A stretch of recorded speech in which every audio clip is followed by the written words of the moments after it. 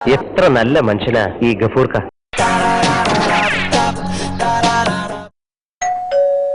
വികാരം സാറുണ്ടോ? ഇരുന്നോളൂ, ഇപ്പൊ വിളിക്കാം. KSRTC-യിൽ ജീവനക്കാർ ജോലി ചെയ്യാതെ ശമ്പളം വാങ്ങുന്നു, അന്വേഷണത്തിന് ഉത്തരവ്.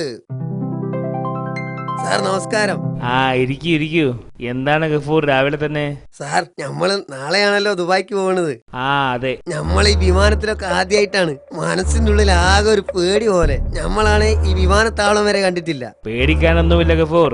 നിങ്ങൾ ദുബായിൽ എത്തിയ ഉടനെ തന്നെ എന്റെ കമ്പനിയിൽ നിന്ന് ഒരാൾ നിങ്ങളെ കൂട്ടാൻ എയർപോർട്ടിൽ വരും. അവിടുന്ന് നിങ്ങൾക്ക് നേരെ കമ്പനിയിൽ പോയി അന്ന് തന്നെ ജോലിയിൽ പ്രവേശിക്കുകയും ചെയ്യാം. ശമ്പളമൊക്കെ? അതൊക്കെ കൃത്യമായി കിട്ടും. ആദ്യത്തെ ശമ്പളം ഒരു മാസം കഴിഞ്ഞ് നിങ്ങൾക്ക് കിട്ടും. പിന്നെ അവിടുന്ന് അങ്ങോട്ട് മാസം കിട്ടും. ആദ്യത്തെ ശമ്പളം ഒരു മാസം കഴിഞ്ഞു എന്നുള്ളത് ആദ്യമായി കിട്ടിയിരുന്നെങ്കിൽ, അതായത് പോകുന്നതിന് മുന്നേ കുറച്ച് കടങ്ങളൊക്കെ ഉണ്ടേനി. എന്നാ പിന്നെ ഗഫൂർ ഒരു കാര്യം ചെയ്യേ, ദുബായിക്ക് പോവണ്ട. ശമ്പളം മാത്രം ഞാൻ മാസം വീട്ടിൽ എത്തിച്ചു തരാം. എന്താ പോരെ? ഓ, വളരെ ഉപകാരം. വെറുതെ ടിക്കറ്റ് മിസ്സൊക്കെ എടുത്ത് പൈസ കളഞ്ഞ് വിമാനത്തെ കയറുന്ന കാര്യം ആലോചിച്ച് ബേജാറായിരിക്കേനി.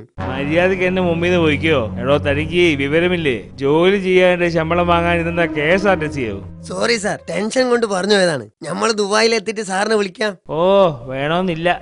മോശമായി പോയി. അങ്ങനെ ചോദിക്കാൻ പാടില്ലായിരുന്നു. പഠിച്ചോനെ, ഒരു പ്രശ്നമില്ലാണ്ട് നമ്മളെ ദുബായിൽ എത്തിക്കണേ.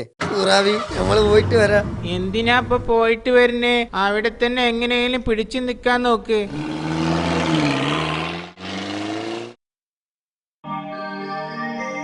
ഗഫൂർ ഖാദർ അല്ലേ? ഖാദർ എന്താ സർനെയിമാണോ? ഏയ്, സാറിന്റെ പേരൊന്നല്ല ഖാദർന്ന്. നമ്മളെ വാപ്പാന്റെ പേരാ. സാറിന്റെ പേര് ദിവാകരൻ എന്നാ.